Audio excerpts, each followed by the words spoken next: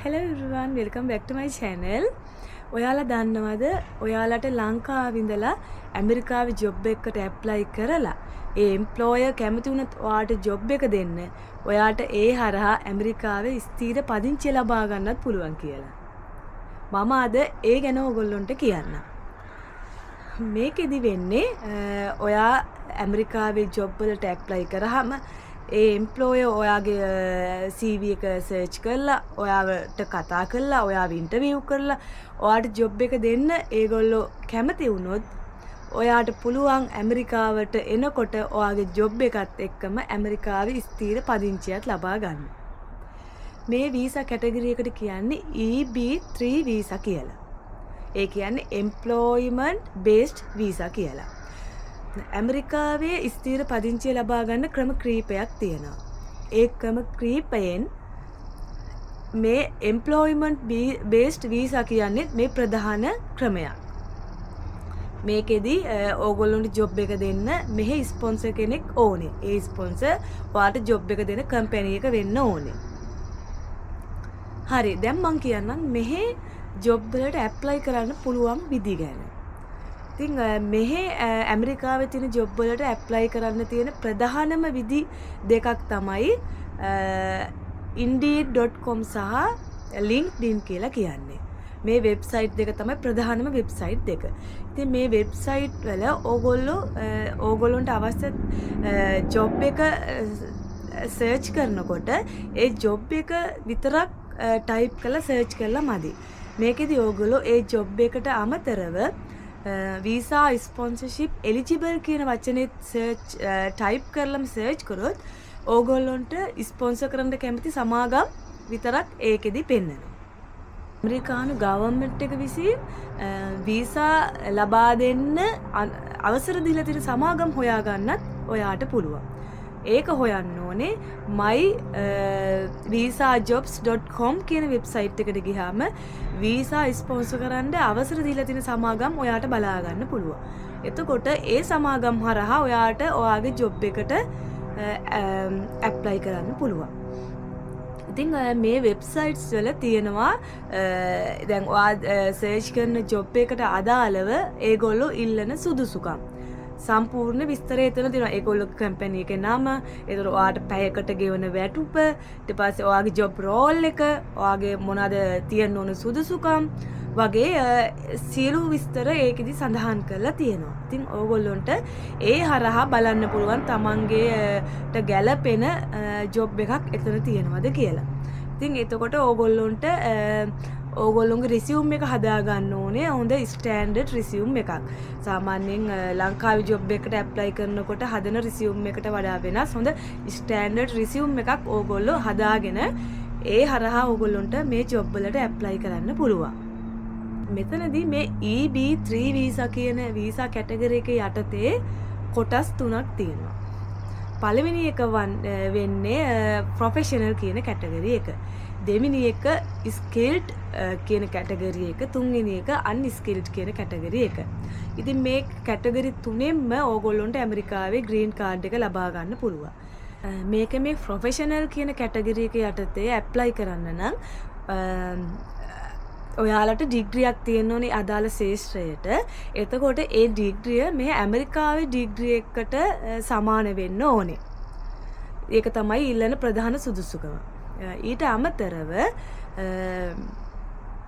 මේකට ඇප්ලයි කරන්න පුළුවන් accountants, software engineers, ඊට පස්සේ marketing specialist, IT specialist, ආකිටෙක්චර්ස් වගේ ශාස්ත්‍රවල අයට තමයි මේ වීසා කැටගරි එකට ඇප්ලයි කරන්න පුළුවන් වෙන්නේ.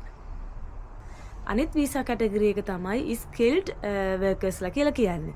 ඒ කියන්නේ තමන්ගේ ශාස්ත්‍රයේ අවුරුදු 2ක එක්ස්පීරියන්ස් එකක් හරි අවුරුදු 2ක ට්‍රේනින් එකක් හරි මේගොල්ලොන්ට තියෙන්න ඕනේ. ඉතින් ඒ අයට ඇප්ලයි කරන්න පුළුවන් චෙෆ්, ඊට පස්සේ ඔටෝමෝටිව් මෙකැනික්ස්, graphic design, ඊට පස්සේ construction supervisorsලා, ඊට පස්සේ administrative managers වගේ අයට ඒගොල්ලොන්ට අවුරුදු 2ක එක්ස්පීරියන්ස් එකක් හරි ට්‍රේනින් එකක් හරි තියෙනවා නම් ඒගොල්ලොන්ටත් මේ වගේ ජොබ් වලට ඇප්ලයි කරන්න පුළුවන්. අන්තිම කැටගරි එක තමයි අන්ස්කිල්ඩ් වර්කර්ස්ලා කියලා කියන්නේ.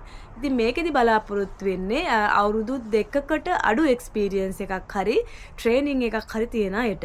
ඉතින් මේගොල්ලොන්ට තියෙනවා ජොබ්ස් ඊට පස්සේ මේ කන්ස්ට්‍රක්ෂන් ලේබර්ස්ලා විදිහට වැඩ කරන්න පුළුවන්. ඊට පස්සේ මේ රෙස්ටොරන්ට් ජොබ් තියෙනවා. ඊට පස්සේ කමර්ෂල් ක්ලීනර්ස්ලා විදිහට වැඩ කරන්න පුළුවන්.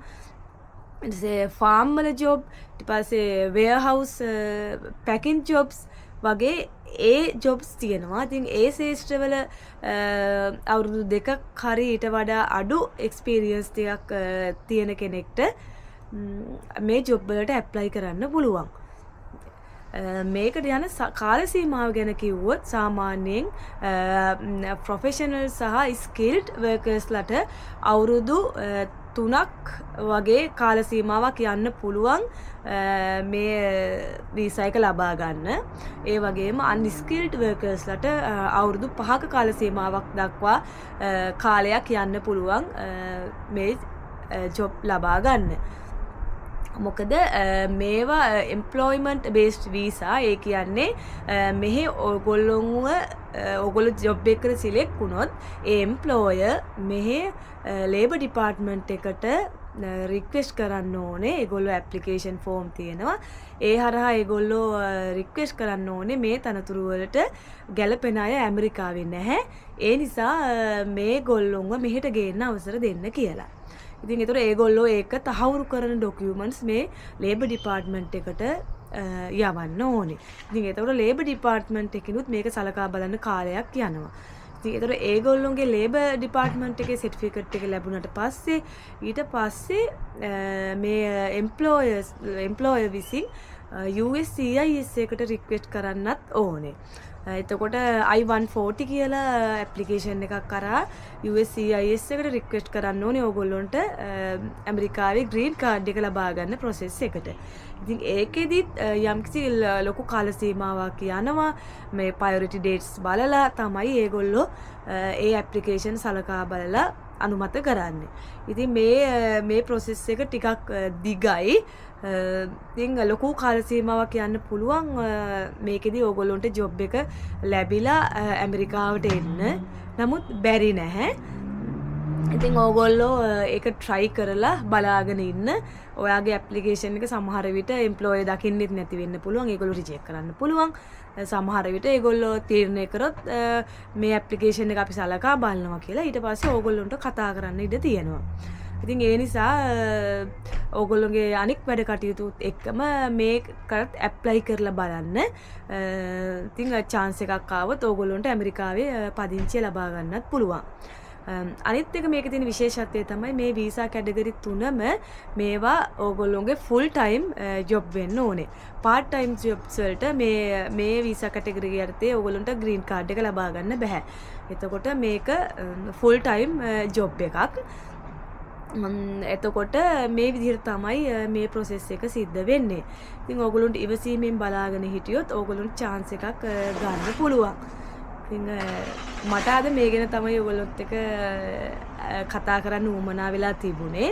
ඉතින් මම මේ කියපු ශේෂ්ත්‍රවලට ඔයගොල්ලොන්ට එක්ස්පීරියන්ස් තියෙනවා නම් හරි එක්ස්පීරියන්ස් අවුරුදු දෙකකට අඩු එක්ස්පීරියන්ස් තියෙනවා නම් ඔයගොල්ලොන්ට ඇප්ලයි කරලා බලන්න පුළුවන්.